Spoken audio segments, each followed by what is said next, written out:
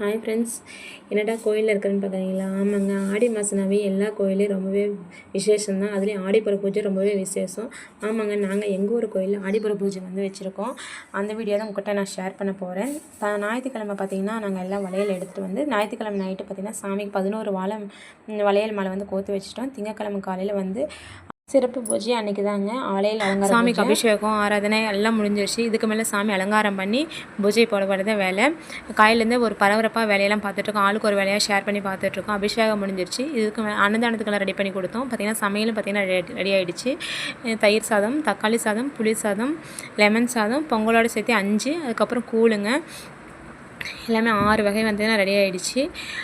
சாமிக்கு பார்த்திங்கன்னா 5 வகை சாப்பாடு வச்சு பூஜை போடுவோம். ஒரு கன்சீவாக இருக்கிறவங்க, மாதமாக இருக்கிறவங்க எப்படி செய்வாங்களோ அதே மாதிரி சாமிக்கு பழுதாணி ஊற வச்சு இடுப்பில் கட்டி, ஒரு மாதமாக இருக்கிறவங்களுக்கு என்னென்ன வச்சு படைப்பாங்களோ அது எல்லாமே தான் சேர்த்து வளையலால் அலங்காரம் பண்ணி சாமிக்கு பூஜை போடுவோம்.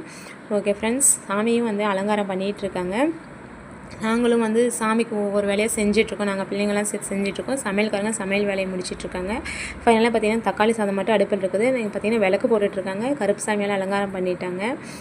காலையிலேருந்தே வேலை நல்லா போயிட்டே இருக்குதுங்க. எந்த ஒரு குறையும் இல்லாமல் நிறைவாக பண்ணியாச்சு. லாஸ்ட் வருஷமும் வளையல் பார்த்திங்கன்னா 11 மாலை கோர்த்து வச்சோம். இந்த வருஷமும் 11 மாலை கோர்த்து வச்சிட்டோம். அதுக்கு மேலே பார்த்திங்கன்னா சாமிக்கு அலங்காரமும் ரொம்பவே சூப்பராக பண்ணியிருக்காங்க.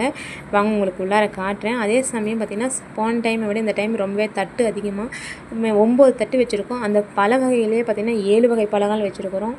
அப்புறம் ஒரு மாதமாக இருக்கிறவங்களுக்கு நம்ம தட்டு எத்தனை தட்டு கொண்டு போவோம், அதே மாதிரி பார்த்திங்கன்னா நாங்கள் சாமிக்கு 9 தட்டு வச்சு சாக்லேட்டு, வெல்லம், ஸ்வீட்டு, காரம், முறுக்கு, 9 வகை பழம், பூ, மருதாணி, எஸ்பெஷலி பார்த்திங்கன்னா சாமிக்கு ரொம்பவே மருதாணி பிடிக்குமா, அதனால் மருதாணி அரைச்சி வச்சுருக்கோம். அப்புறம் பார்த்திங்கன்னா நாட்டு சக்கரை, பொட்டுக்கள் எல்லாமே போட்டு தட்டெல்லாம் முன்னாடி வச்சாச்சுங்க. சாமிக்கு அலங்காரம் முடிஞ்சிருச்சு. இப்போ பூசாரி அப்போ பூஜை பண்ண போகிறாங்க. இந்த பூஜையை முடிச்சுட்டு பார்த்திங்கன்னா அன்னதானம் ரெடி பண்ணியிருக்கணும். அன்னதானம் எல்லாத்துக்கும் கொடுத்துட்டு ஃபைனலாக பார்த்திங்கன்னா சாமிக்கு திருஷ்டி எடுத்துகிட்டு வீட்டுக்கு கிளம்ப வேண்டியதான். இதுதாங்க ஆடிப்புற பூஜை. இப்படி தான் நாங்கள் செலிப்ரேட் பண்ணணும் எங்கள் கோயிலில். ஓகே ஃப்ரெண்ட்ஸ், வாங்க சாமி எப்படி இருக்குன்னு உங்களுக்கு காட்டுறேன். பாருங்கள், பொங்கல், தயிர் சாதம் கொண்டு வந்தாச்சு. சாமி அலங்காரம் பார்த்திங்கன்னா ரெடி ஆகிடுச்சு. படையலுக்கு இலையும் போட்டாச்சு, கூழும் வச்சாச்சு, விளக்கு போட்டாச்சுங்க. இதுக்கு மேலே சாமிக்கு பூஜை தான் பேலன்ஸ். சாமி பார்த்திங்கன்னா எவ்வளோ ஒரு அழகாக சூப்பராக இருக்குன்னு.